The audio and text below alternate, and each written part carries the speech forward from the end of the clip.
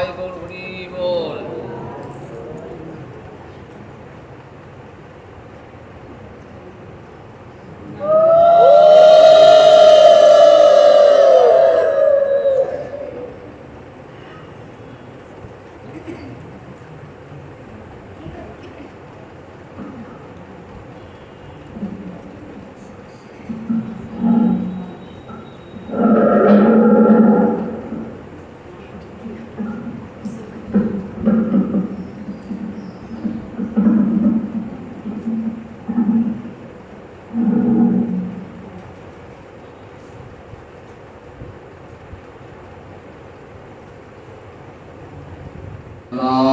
भगवत प्रसाद यस्या प्रसादन्नगति कुतयपि ध्येयं स्तवंस्तस्य यशस्त्री सन्धं वन्दे गुरुश्री चरणारविन्दम् आजानुलम्बितभुजो कनकावदातो संकीर्तनैकपितरो कमलायताक्षो विश्वम्भरो द्विजवरो युगधर्मपालो वन्दे जगत्प्रियकरो करुणावतारो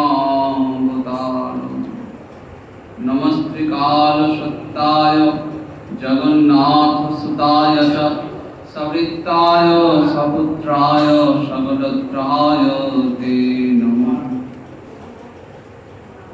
बर्हापिराभिरामं मृगमदतिलकं कुण्डलक्रान्तकण्डं कञ्जाक्षं कम्बुकण्ठं स्मितशुभगमुखं साधरिणस्तवेणुं श्यामं शान्तं त्रिभङ्गं रविकरवसनं भूषितं वैजयन्ता वन्दे वृन्दावनस्थं युवतिशतवृतं ब्रह्मोपपादवेशम्। तप्तकाञ्चन गौराङ्गी राधे वृन्दावनेश्वरी वृषभानुसुते देवी प्रणमामि हरिप्रिये। हे कृष्ण करुणा सिन्धु दीनबन्धो जगत्पते गोपेश गोपिकान्त राधाकान्त नमोऽस्तुते। वृन्दावै तुलसीदेव्यै प्रिया वै केशवस्य च कृष्णभक्तिप्रदे देवी सत्यवत्यै नमो नमः। वाञ्छाकल्पतरुभ्यश्च कृपासिन्धुभ्यैव च पतितानां पावनेभ्यो वैष्णवेभ्यो नमो नमः। जय रूप सनातन भट्ट रघुनाथ श्रीजीव गोपाल भट्ट दास रघुनाथ। এই ছয় গোসাইয়ের পরিচরণ বন্দন যাহা হইতে বিঘ্ন নাশ অভিষ্ট পূরণ। তাদের চরণ সেবী ভক্ত সঙ্গে বাস জনমে জনমে মোদের এই অভিলাষ। জয় শ্রী কৃষ্ণ চৈতন্য প্রভু নিত্যানন্দ শ্রী অদ্বৈত গদাধর শ্রীবাসাদি গৌর ভক্তবৃন্দ। হরে কৃষ্ণ কৃষ্ণ কৃষ্ণ হরে হরে হরে রাম রাম রাম হরে হরে। নিত্যানন্দ নমস্তুভ্যং প্রেমানন্দ প্রদায়িনে কলৌ কল্মষনাশায় জন্মভবতয়ে নমঃ। वन्देऽहं श्रीगुरुश्रीयुतपदकमलं श्रीगुरुन् वैष्णवांश्च श्रीरूपं साग्रजातं सहगण रघुनाथान्वितं तं सजीवं साद्वैतं सावधूतं परिजनसहितं श्रीकृष्णचैतन्यदेवं श्रीराधाकृष्णपादं सहगण ललिता श्रीविशाखान्वितांश्च।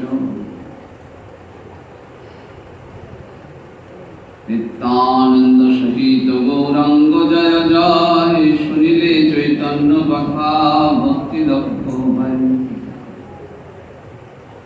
निगम कल्पतरं कलितं फलं सुगमुखाद अमृत द्रव संयुतं पीबत भागवत रसमालय मुहुरः रसिका भुवि भावुका। निताय नंदिनी गंगा माधव धरणी भक्ति भरे वंदितार चरण हैया ভাবেন যত মহাপ্রভুর দাস, শিরে ধরি বন্দি চরণ দন্তে করি ঘাস, মূকং করতি বাচলং পঙ্গুং লঙ্ঘয়তে গিরিম, যৎকৃপাতমহং বন্দে পরমানন্দমাধবম। নিতাই গৌর রাধে প্রেমানন্দে একবার হরি হরি বল, নিতাই গৌর হরি বল।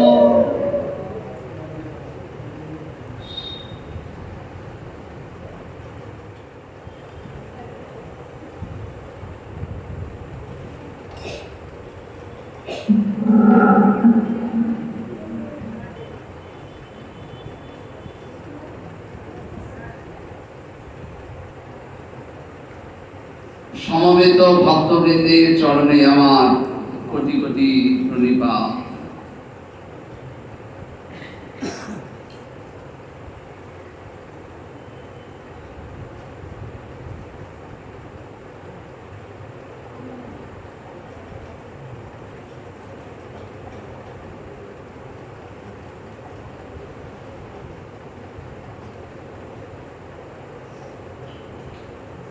শ্রী শ্রী চৈতন্য চরিতামৃত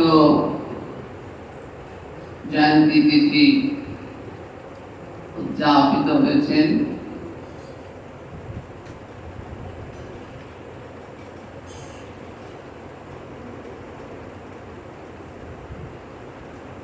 কবিকুল চূড়ামণি, বৈষ্ণব জগতের শিরোমণি শ্রী শ্রী কৃষ্ণদাস কবিরাজ গোস্বামী পাদ শ্রী শ্রী চৈতন্য চরিতামৃত রচনা করলেন। বৈষ্ণব জগতের কাছে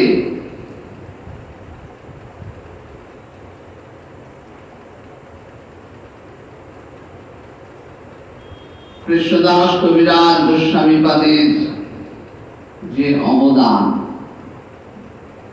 তা ভাষায় বর্ণনা করা যায় না।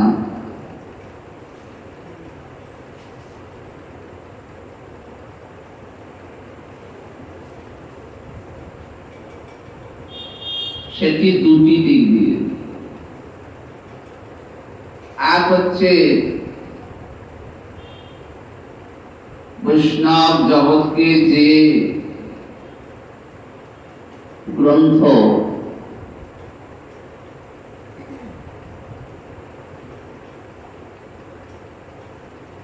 দিয়ে গেলেন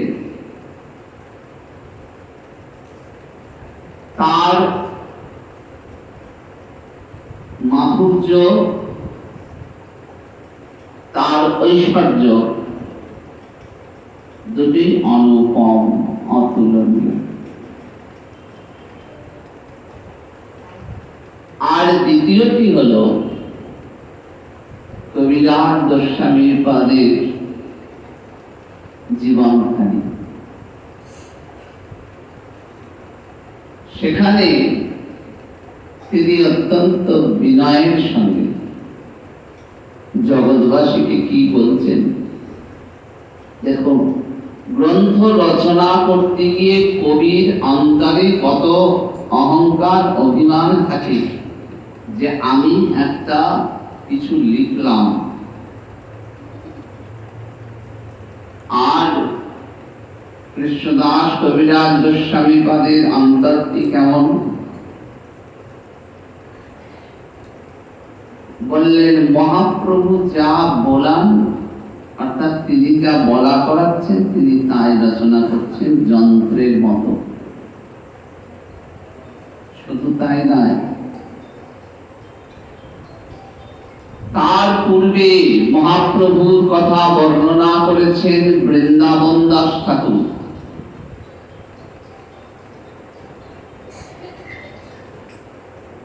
তিনি শুধু সেইটুকুই রচনা করলেন যেখানে বৃন্দাবন দাস ঠাকুর বলেন নাই। কেন? কেননা বৃন্দাবন দাস ঠাকুরকে ছাপিয়ে যাতে কোনোভাবেই কোনো কথা না আসে তাই তিনি সতর্ক হলেন। তাহলে যারা ইষ্ট ইষ্টদেব বন্দমর নিত্যানন্দ রায় এইটি সংকল্প করেছেন, তাদের জানতে হবে যে ইষ্টদেব যখন আমার নিতাই চান, তখন ভজন পথে কেমন সচেতন হতে হয়। তাই ভক্ত চরিত্র, ভক্ত চরণের শরণাগতি না হলে বোঝা যায় না যে কেমন করে ইষ্টদেবের প্রীতি বর্ধন করতে হয়। এইটি তো কৃষ্ণ অনুশীলন, এইটি তো নিতাই অনুশীলন, এটাই তো গৌর অনুশীলন। কৃষ্ণেন্দ্রিয় প্রতিবাঞ্ছা, নিত্যানন্দের প্রতিবাঞ্ছা, গৌরাঙ্গের প্রতিবাঞ্ছা, আত্মেন্দ্রিয় প্রতিবাঞ্ছা হবে না সেখানে।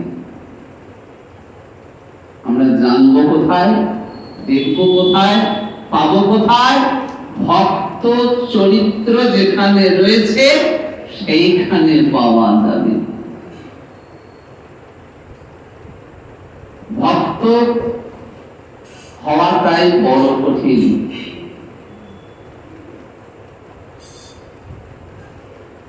যিনি কৃষ্ণ অনুশীলন করেন, নিতাই অনুশীলন করেন, গৌর অনুশীলন করেন, তিনি জানেন পরিমিতি বোধ কাকে বলে।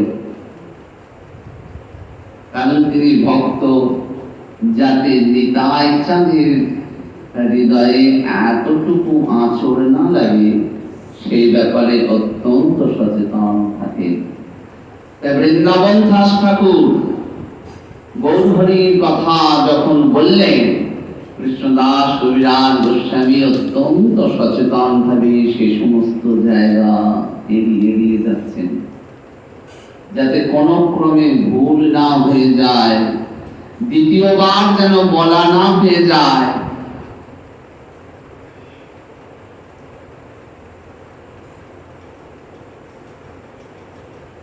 তাই বৈষ্ণবের এই যে গুণ, এই যে দীনতা, সেটি আমরা পাই শ্রী শ্রী কৃষ্ণদাস কবিরাজ গোস্বামী পাদের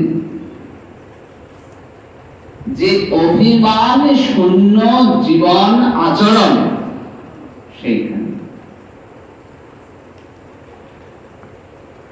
বৈষ্ণবতা আর 10টা ধর্ম অনুশীলনের থেকে কোথায় পৃথক? মহাপ্রভু যখন বলেন আপনি আচরি ধর্ম জীবেরে শিখায়, তখন তার দাস কি বলেন? ছেঁড়া কাঁথা, ন্যাড়া মাথা, কাঁধে বহির বাস, লোকে শুধাইলে বলি মুই চৈতন্যের দাস। মহাপ্রভু বলেন যে আমি আচরণ করে দেখাবো, আর তার কথাটা জগৎবাসীর সামনে ফলস্বরূপ প্রকাশিত করে দেন তার দাস। ছেঁড়া কাঁথা, ন্যাড়া মাথা, কাঁধে বহির বাস, লোকে শুধাইলে বলি মুই চৈতন্যের দাস।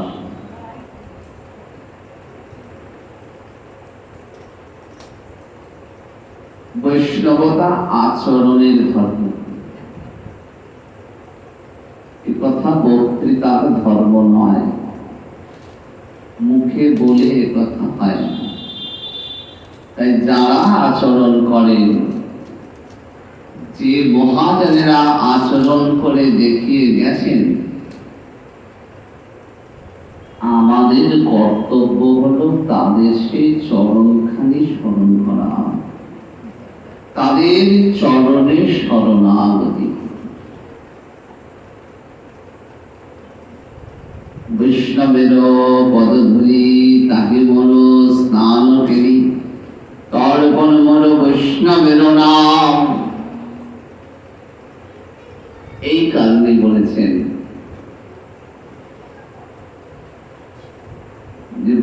বৈষ্ণবের চরণ ধুলি আমাদের বাঁচার ঔষধ। বৈষ্ণবের নাম জয় রূপ সনাতন ভট্ট রঘুনাথ, শ্রী জীব গোপাল ভট্ট দাস রঘুনাথ। পরের কথাটি কি? এই ছয় গোসাইয়ের করি চরণ বন্দন, যাহা হইতে বিঘ্ন নাশ অভীষ্ট পূরণ।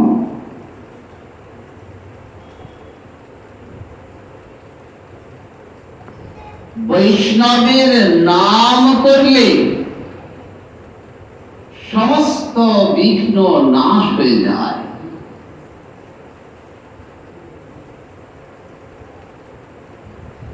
বৈষ্ণবের নামে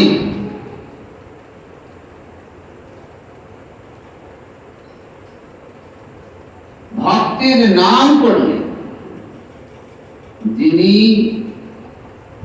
ভগবানকে অন্তরে বসিয়ে নিয়েছেন। ভগবান আছেন কোথায়? তারপরে কি বলছেন? ভগবানের অবস্থান কোথায়? ভগবানের অবস্থান ভক্তের হৃদয়ে। মঠে মন্দিরে যদি ভগবানকে খুঁজে বেড়ানো হয়, সেখানে পাওয়া যাবে না। তাহলে ভগবান আছেন কোথায়? শ্রীমদ্ ভাগবত বললেন ভগবান রয়েছেন ভক্তের হৃদয়ে, ভক্তের হৃদয়ে অবস্থান করছেন। সেই জন্য বৈষ্ণবেরও পদধূলি তাহি মোর স্নান কেলি, তর্প মোর বৈষ্ণব নাম। যদি কৃষ্ণ পেতে হয়, যদি নিতাই চাঁদের করুণা পেতে হয়, যারা নিতাই চাঁদকে বন্দনা করেছেন তাদের চরণ বন্দনা করুন। তাদেরও চরণ সেবী ভক্ত সঙ্গে বাস। তাহলে কি হবে? এমনি করে এই যে ভক্ত সঙ্গে বাস করার সৌভাগ্য, সেই সৌভাগ্য হবে। তাদেরও চরণ সেবী ভক্ত সঙ্গে বাস, জনমে জনমে মোর এই অভিলাষ। এক জন্মে নয় প্রভু, জন্মে জন্মে আমার অভিলাষ, এটা আমার মনের ইচ্ছা। এটা মনের কি ইচ্ছা? ধর্ম, অর্থ, কাম, মোক্ষ কোনটাই নয়। ভক্ত বড় চতুর হন, কারণ তিনি যে ভক্ত সঙ্গ করেছেন তাই জানেন যে কোনটি আসল বস্তু, কোনটি সত্য বস্তু। সেই কারণে ভক্ত সঙ্গ করেন। কেন না? ভগবান যে ভক্তেরও অপেক্ষা করে থাকে। শ্রীমদ্ ভাগবত রসময় শাস্ত্র, শ্রী শ্রী চৈতন্য চরিতামৃত রসময় শাস্ত্র। তো রসময় শাস্ত্রে রসেরই কথা হবে। সেই রসের ভিন হয় কোথায়? রসের ভিন হয় ভক্তের, ভক্ত আশ্রয়।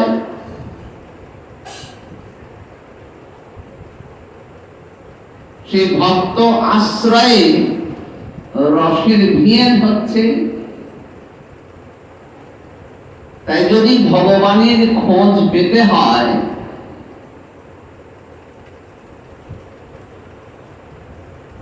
ওই ভক্ত হৃদয়ের কাছে গিয়ে পৌঁছতে হবে, দাও বলে চাইতে হবে।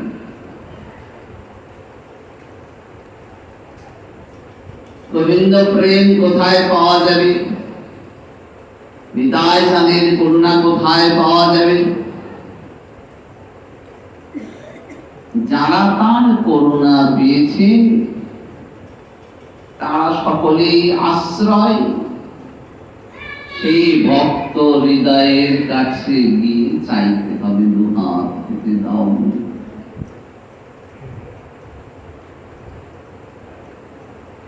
জন্মে জন্মে আমার এই অভিলাষ প্রভু,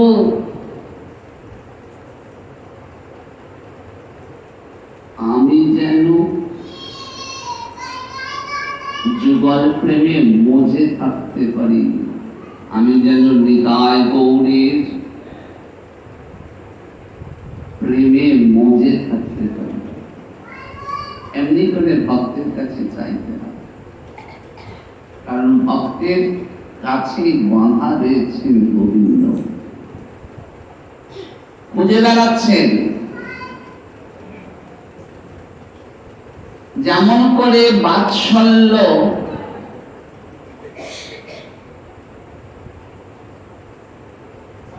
সেটি কোথায় পাওয়া যাবে? রসের নাম বাৎসল্য, কিন্তু সেটি তো বৎসের কাছে নেই। সেটি থাকে কার কাছে? সেটি আছে মা বাবার কাছে। তাহলে সন্তানের প্রতি যে ভালোবাসা, সেটি সন্ধান পেতে গেলে সন্তানের কাছে পাওয়া যাবে না, সেটি পাওয়া যাবে মাতা পিতার কাছে। যে তাকে ভালোবাসে তার কাছে সেই রসের সন্ধান আছে। আধো আধো কথাটা শোনার জন্য মা বাবার কান কেমন উৎকণ্ঠিত হয়ে থাকে, সে আনন্দ একমাত্র মাতা পিতাই জানে।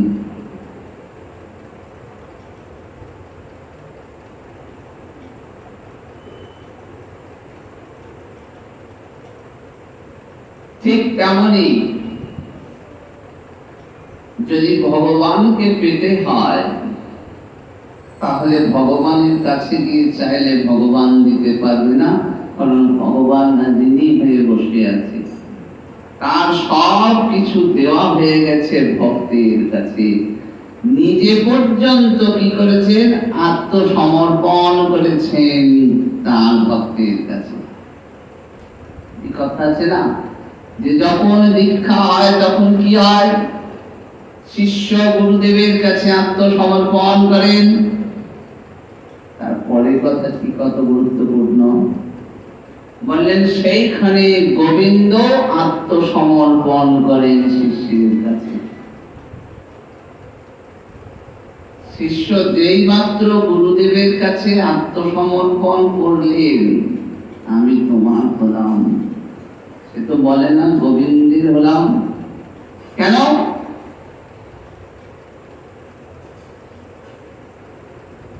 জীবের নিস্তার লাগি নন্দ সুত হরি, ভুবনে প্রকাশ হন গুরু রূপ ধরি। তার কৃষ্ণ তো ওই গুরু স্বরূপে এসে প্রকাশিত হয়েছে, আলাদা করে তার কাছে তো আর কৃষ্ণ বলে কেউ নেই। যখনই গুরুদেবের কাছে সমর্পণ করলেন, সঙ্গে সঙ্গে গোবিন্দ এসে কি করলেন? আত্মসমর্পণ করছেন শিষ্যের কাছে, অর্থাৎ ভক্তের কাছে।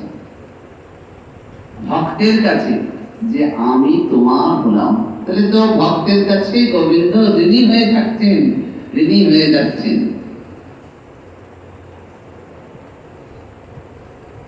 কেন না? ভক্ত তার আরাধ্য ইষ্টকে কেমন করে জানেন?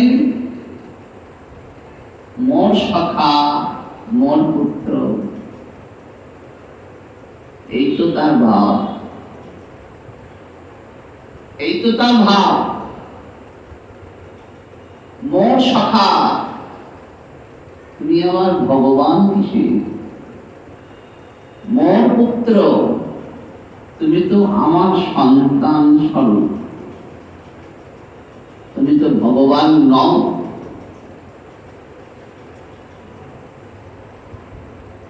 ভগবানকে যে এমন করে ভাবা যায়, এইটি জানালেন রসশাস্ত্র শ্রীমদ্ ভাগবত।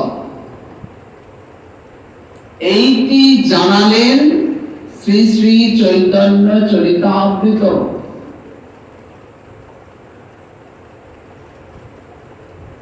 যেখানে ভক্ত ভগবান অপেক্ষা বড় হয়ে যাচ্ছে।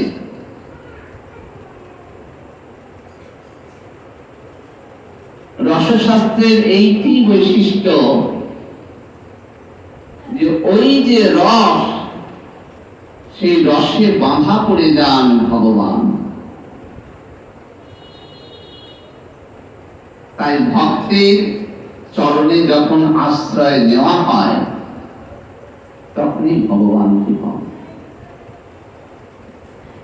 কেন না, ভগবান অপেক্ষা করে থাকেন।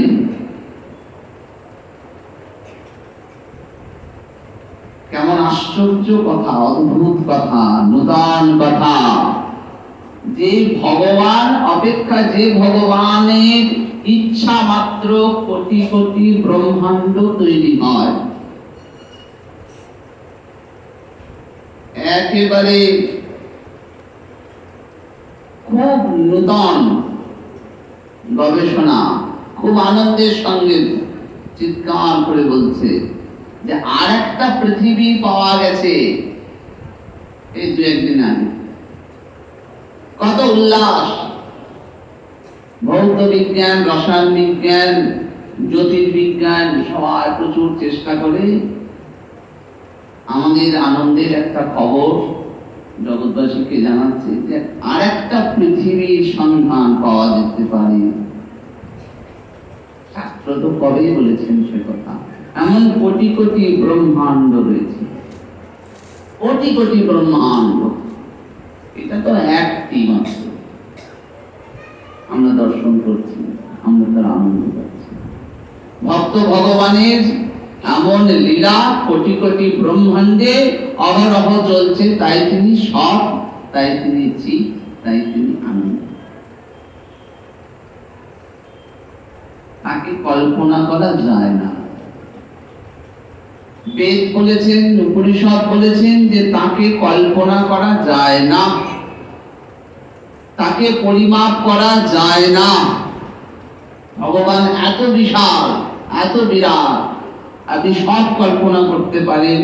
ভগবানের স্বরূপ, ভগবানের ঐশ্বর্য, ভগবানের কীর্তি কোন দায় কল্পনা করা যায় না। সেই ভগবান কি করেন? ভক্তের অপেক্ষা করে থাকেন। তাই তো আমাদের এত সাহস হয়, গোবিন্দ এমন করে নিচে নেমে আসেন বলে আমাদের সাহস হয় যে আমরাও ভগবত সেবার অধিকারী।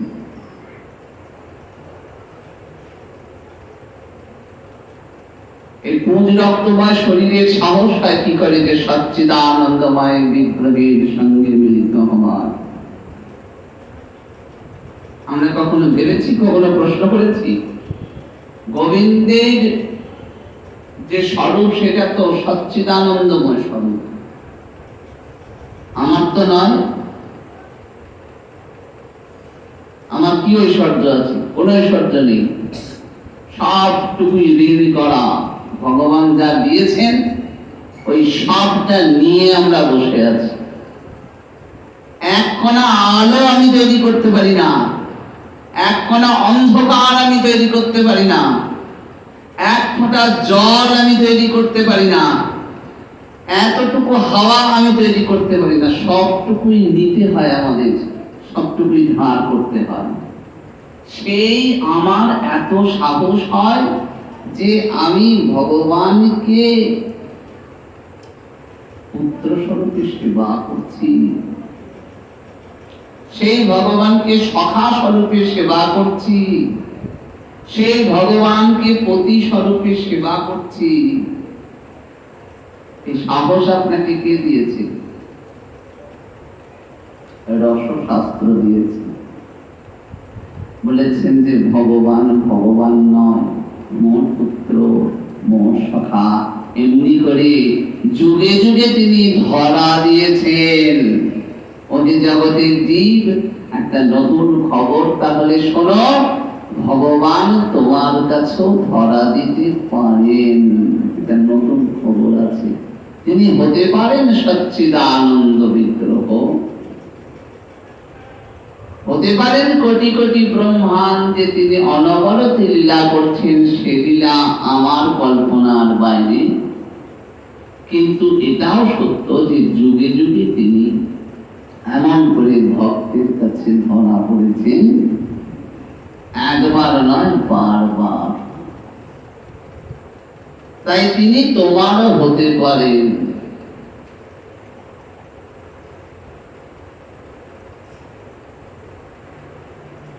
তাই ভক্ত বড় চতুর। ভক্ত জানেন যে যাগ, যজ্ঞ, তপস্যা, বেদ পাঠ, পূজা অর্চনা এসবের দ্বারা গোবিন্দে মন ভোলাতে যেতে গেলে যে সাহস, যে সামর্থ্য, যে শক্তি প্রয়োজন কোনটাই নাই। তাহলে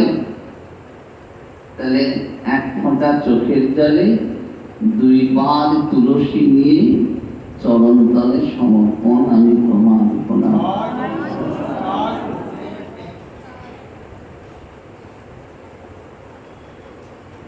একমাত্র সমর্পণের দ্বারা তাকে পাওয়া যেতে পারে।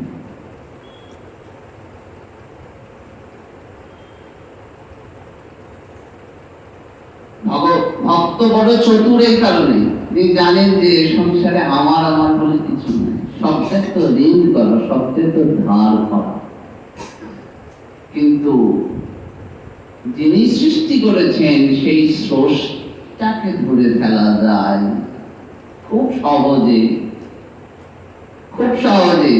চোখের জলেই তাকে বশীভূত করে ফেলা যায়, এইটি জানেন। সেই কারণে কি করেন? সব ছেড়ে দেন। মনে হয় ধারের বস্তু আর কিছু রাখবো না, ধার করা জিনিস আর কিছু রাখবো না, এই আমি তোমায় দিলাম। আমি তোমার ছিলাম, আবার তোমার হলাম।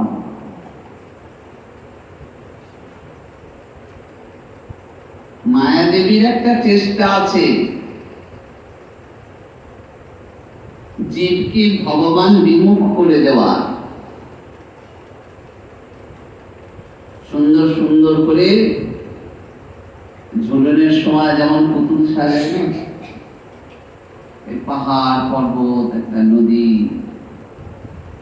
মাঝখানে একটা ছোট পার্ক, আরো 2টো পুতুল, আরো 2টো গাড়ি, খুব আনন্দ করে সাজানো হয়। তেমনি করে তুমি সাজিয়ে সাজিয়ে দেন একে একে, আর লোক দেখান।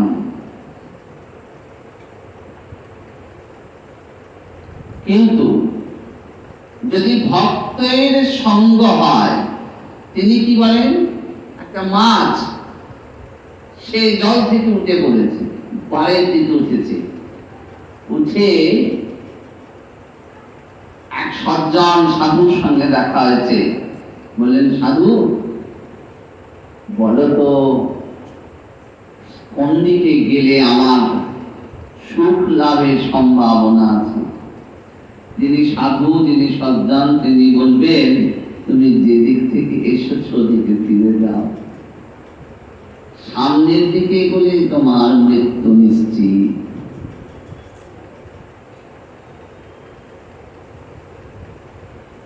সাধু শাস্ত্র কৃপায় যদি কৃষ্ণ উন্মুখ হয়। একটা যোগী আছে, সবার ভাগ্যে হয় না, সবার ভাগ্যে হয় না। সাধুর কথা শুনে যদি সে ফিরে যায়, তাহলে চলেই তার জীবন। গোবিন্দ চরণ থেকে আমরা এসেছি, সাধুর সঙ্গ হলে সাধু আবার চিনিয়ে দেন যে যেদিক থেকে এসেছি সেই দিকেই যদি ফিরে যাওয়া যায়, তবে আসল আনন্দ, আসল মুক্তি, এ মুক্তি সে মুক্তি নয়। আসল মুক্তি, আসল আলোর সন্ধান পাওয়া যাবে। আর যত বেশি আমরা এই জীবনের দিকে এগোবো, তত বেশি মৃত্যুর কাছাকাছি আমরা পৌঁছে যাই। ভক্ত ভগবানের এই যে লীলা খেলা, এটি আস্বাদন করতে হয়। এটি প্রত্যেকের সঙ্গে ব্যক্তিগতভাবে আস্বাদনের বিষয়, এটি দলগতভাবে হয় না, ব্যক্তিগতভাবে সবার আস্বাদন হচ্ছে। সেই কারণে ভক্ত যেমন যেমন করে গোবিন্দ অর্চনা করেন, তার পরবর্তী জনকে বলেন অমনি করে গোবিন্দ সেবা করো, তাহলে পাবে। তো সেই গোবিন্দ সেবার এক পরম প্রেমময় বিগ্রহ হলেন মাধবেন্দ্র পুরী।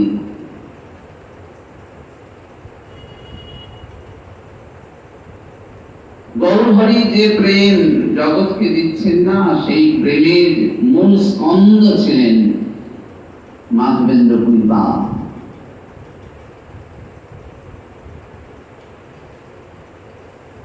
মাধবেন্দ্র পুরীপাদ অযাচক বৃত্তি, মেঘে খাবো না, কারো কাছে হাত পেতে খাবো না, চাইব না,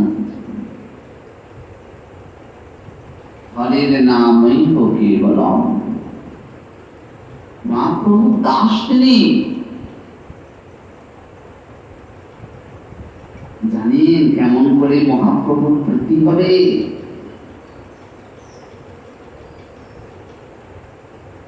মহাপ্রভু দাস অর্থাৎ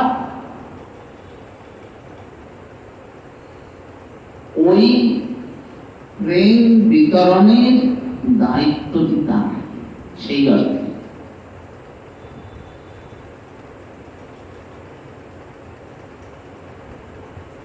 তিনি জানেন যে গোবিন্দের সংসারে মেঘে খাওয়ার প্রয়োজন নাই, তিনি আছেন জগতের কাছে প্রতিষ্ঠা করবেন। তো ভক্ত চরিত্র তো এমনই,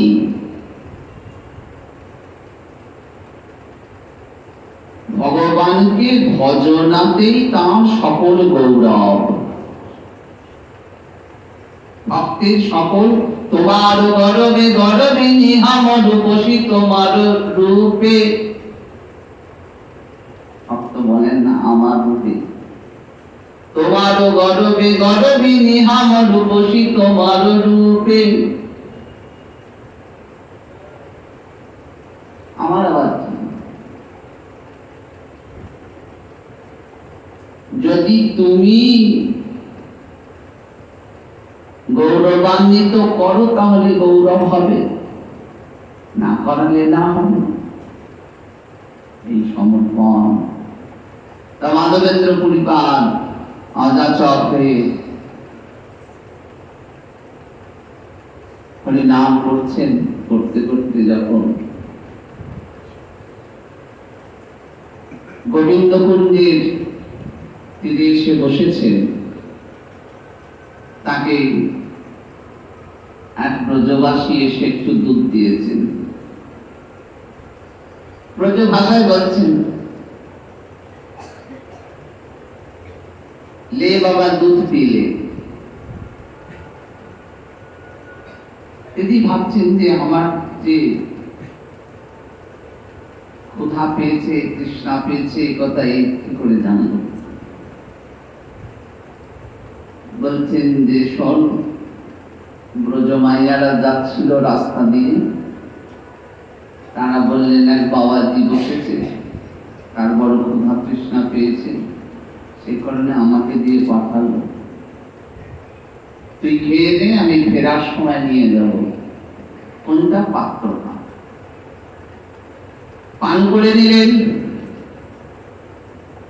এইবার তার হঠাৎ মনে হয়েছে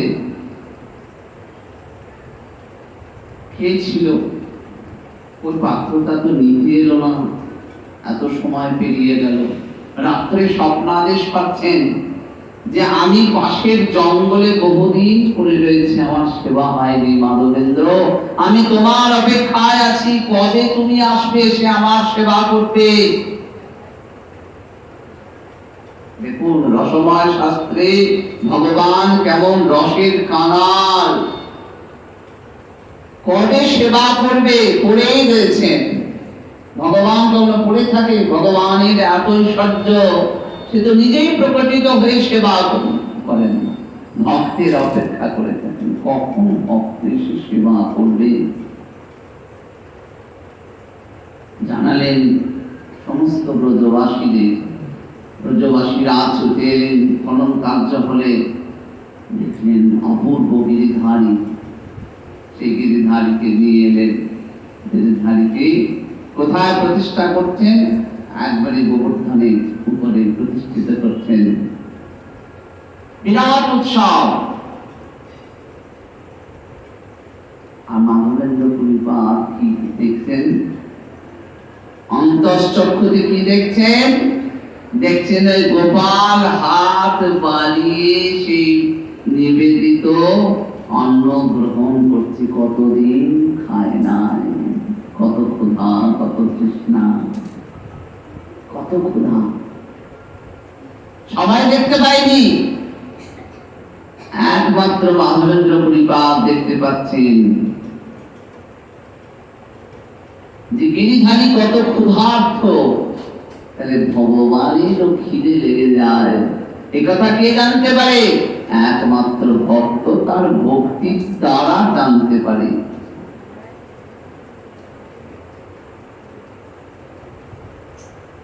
ভক্তির দ্বারা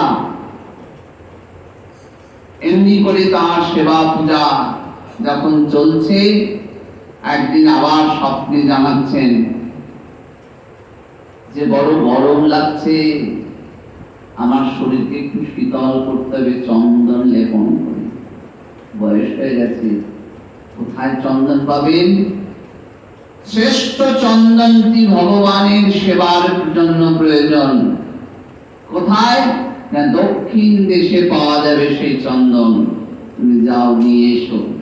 ভগবানের আবদারখানা দেখুন। তুমি তো ভগবান, তুমি তো চাইলেই নিয়ে আসতে পারো, কিন্তু ভক্ত মুখাপেক্ষী জগৎকে দেখাচ্ছেন, জগৎকে দেখাচ্ছেন যে জগতের জীব তোমরা যারা আমাকে ভজনা করতে দেখো, আমি কতখানি তোমাদের মুখাপেক্ষী। তবেই তো মোর পুত্র, মোর শাখা। আমার পুত্রটিকে আমি কেমন করে সেবা করি, আমি জানি যে তার খিদে পেয়েছে, তাকে বলতে হয় না। সে জানলেও খাবার নিয়ে খাবে না, অপেক্ষা করে থাকে কখন তার বাবা মা তাকে খেতে দেবে। সেবার আরতিখানি এমন হতে হয় ভক্তের। ভক্ত এমন করে ভগবানের সেবা করেন। আর জগতে ভক্তের মর্যাদা, ভক্তের মহিমা প্রতিষ্ঠা করেন ভগবান এমনি করে, এক জন্মে নয়, জন্মে জন্মে, যুগে যুগে, বারে বারে, বারে বারে প্রতিষ্ঠা করেন।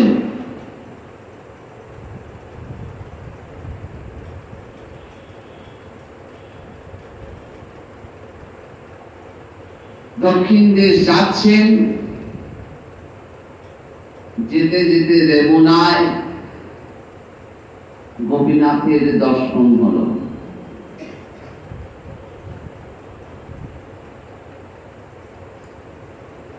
এই গোপীনাথের কথা পরের দিন প্রসঙ্গক্রমে আস্বাদন করব। ব্রহ্মাদি বন্দিত গোপীনাথ সেবা পেয়েছেন, সীতা দেবীর কাছে সেবা পেয়েছেন, তারপরে ব্রহ্মা সেই গোপীনাথের সেবা করেছেন। তিনি আসছেন রেমুনায়, সেটি পরের দিন আস্বাদন করব। তা মাধবেন্দ্র পরিপাল গোপীনাথের কাছে গিয়ে দেখছেন অমৃত কেলি ভোগ।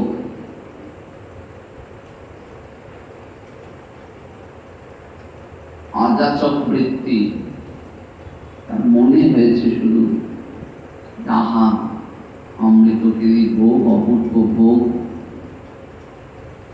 যদি আমি একটু পেতাম প্রসাদের কণা, তাহলে বুঝতে পারতাম কি কি রয়েছে, তাহলে কি হতো, আমি আমার গোপালের জন্য, গিরিধারীর জন্য একটু সেবা দিতে পারতাম। একটু অন্তরে ভেবেছেন সাধক তো, যে ভেবেছেন অন্তরটা সঙ্গে সঙ্গে গ্লানিতে পরিপূর্ণ হয়ে গেল, যে আমি এমন খাবার কথা ভাবছি। গ্লানিতে পরিপূর্ণ হৃদয়ে সেই স্থান ত্যাগ করে নির্জনে বাজারে গিয়ে বসে বসে নাম করছেন, আর খুব দুঃখ পাচ্ছেন, কষ্ট পাচ্ছেন যে আমার অন্তরে এমন লালসা এলো। দেখুন, আমরা জানি যে এ তো কোনো লালসা নয়, এ তো সেবার আরতি মাত্র। কিন্তু যিনি সাধক, তিনি এতটাই নিজের প্রতি নিষ্ঠুর হন, এতটাই কঠোর হয় তার তপস্যা, গোবিন্দ পাওয়ার, গোবিন্দ আরাধনার তপস্যা।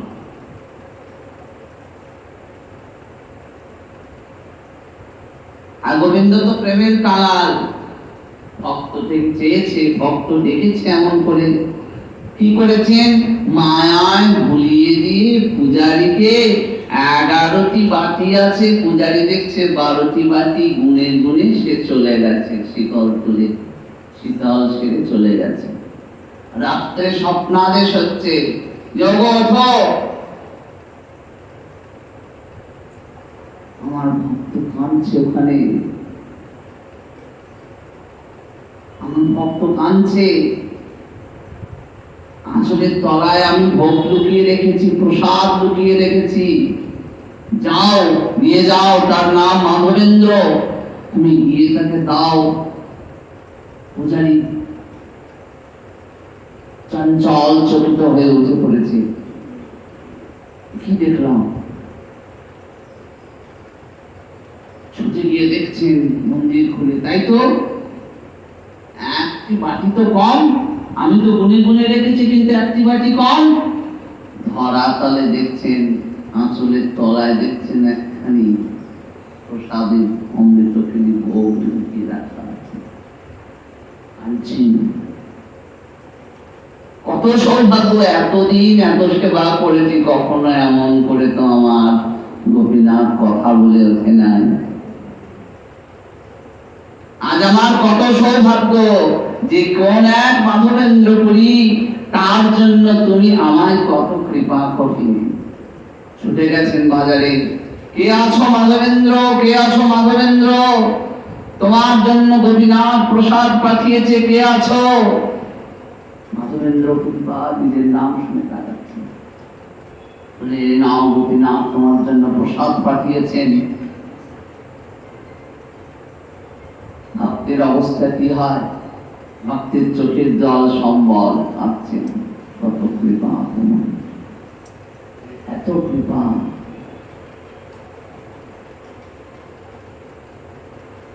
প্রসাদ পেলেন, প্রসাদ পেয়ে এবার ভাবছেন তাহলে তো সবাই জেনে যাবে যে আমি কত বড় ভক্ত। সঙ্গে সঙ্গে সে স্থান ত্যাগ করে চলে গেলেন। আর ওই যে প্রসাদের পাত্রখানি কি করলেন? দেখলেন যেখানে কোনায় কোনায় এত প্রেম আছে, তাকে আমি ছুঁড়ে ফেলে দেবো, টুকরো টুকরো টুকরো করে আঁচলে বেঁধে রাখলেন, আর প্রতিদিন একটু করে সেখান থেকে খেতেন।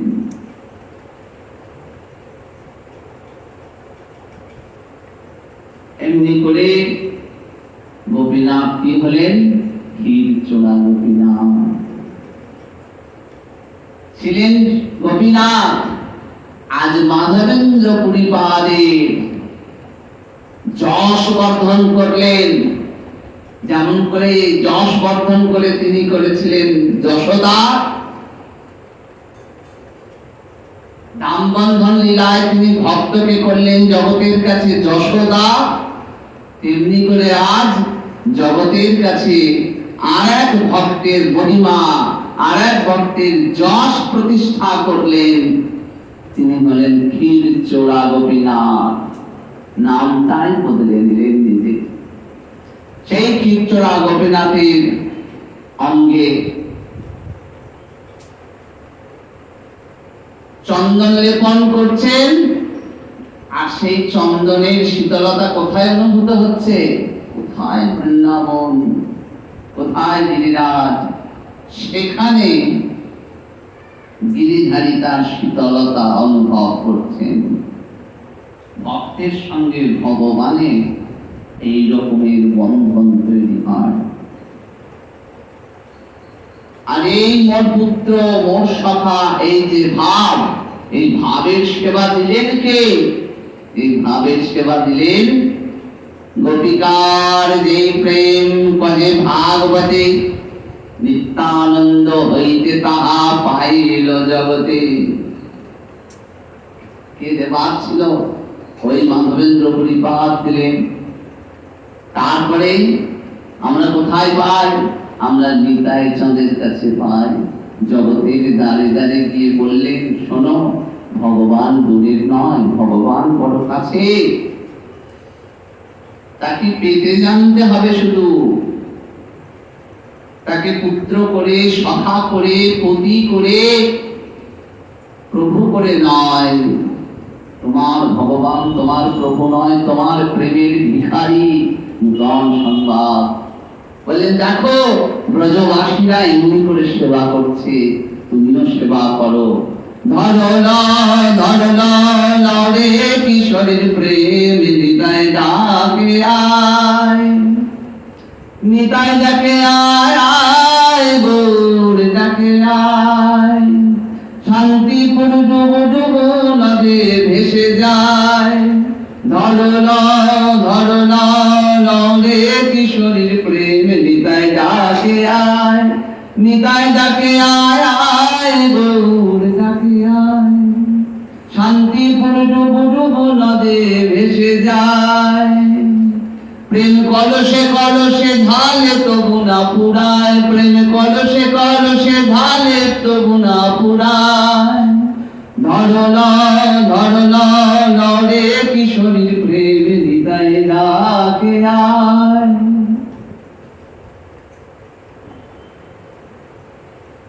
গোপিকাগণের প্রেম কহে যে ভাগবতে, নিত্যানন্দ হইতে তাহা পাইল জগতে। আমার নিতাই চাঁদ বড় করুণার ঠাকুর, তার কৃপায় আমরা জানতে পেরেছি যে কেমন করে রাধা মাধবকে, কেমন করে ওই যুগলের সেবা করে তাকে আমরা কিনে নিতে পারি, তাকে আমরা দেখে নিতে পারি, তাকে আমরা আপন করে নিতে পারি। আর এই জীবনে আমার সবটাই লাভ, সবটাই আনন্দের। কারণ সেখানে পাওয়ার কিছু নাই, সেখানে সবটুকুই দেওয়ার, সেখানে অপেক্ষার কিছু নাই। নিরপেক্ষাং মনি শান্তং, ভগবান অবাক হয়ে যান ভক্তের এই চরিত্র দেখে। নিরপেক্ষাং মনি শান্তং, আমার ভক্ত নিরপেক্ষ। ওই মাধবেন্দ্র পরিপাতকে দেখো, জগতের জীব, সে নিরপেক্ষ, অপেক্ষা করে না কোনো কিছুর। যশ প্রতিষ্ঠা, মান, ক্ষুধা, তৃষ্ণা, কোনো কিছুর অপেক্ষা নাই। অপেক্ষা শুধু কিসের? দু চোখ ভরে তার রূপ দর্শন করবে, দু চোখ ভরে তার রূপের তৃষ্ণা মেটাবেন, দুই কান দিয়ে হরিকথা শ্রবণ করবেন, হরিনাম শ্রবণ করবেন। আর তার ইষ্ট দেবতা যেমন চাইবেন তার ইচ্ছা পূরণ করবেন। এই তার গৌরব। আত্মেন্দ্রিয় প্রতিবাঞ্ছা ধরে, কৃষ্ণেন্দ্র প্রতিবাঞ্ছা তারে প্রেম নাম, আত্মেন্দ্র প্রতিবাঞ্ছা তারে বলে কাম। এমনি করে জগৎকে দেখিয়েছেন যে গোবিন্দ সেবায় আত্মেন্দ্রিয় প্রতিবাঞ্ছা থাকে না। যদি শ্রী গুরুদেবের কৃপা হয় তবে ভক্ত চরণে আশ্রয় লাভ হয়। গোবিন্দ আরাধনায় কি আনন্দ হয় তার অনুভব হয়। মানব জীবন ধন্যাতি ধন্য হয়ে যায়। জয় জয় নিতাই চাঁদ কি জয়, জয় গৌরী।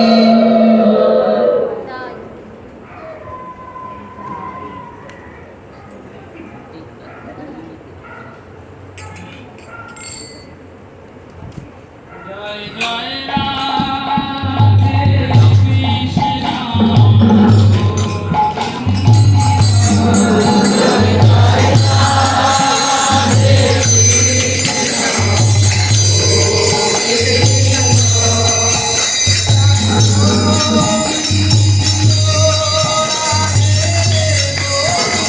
কৃষ্ণ।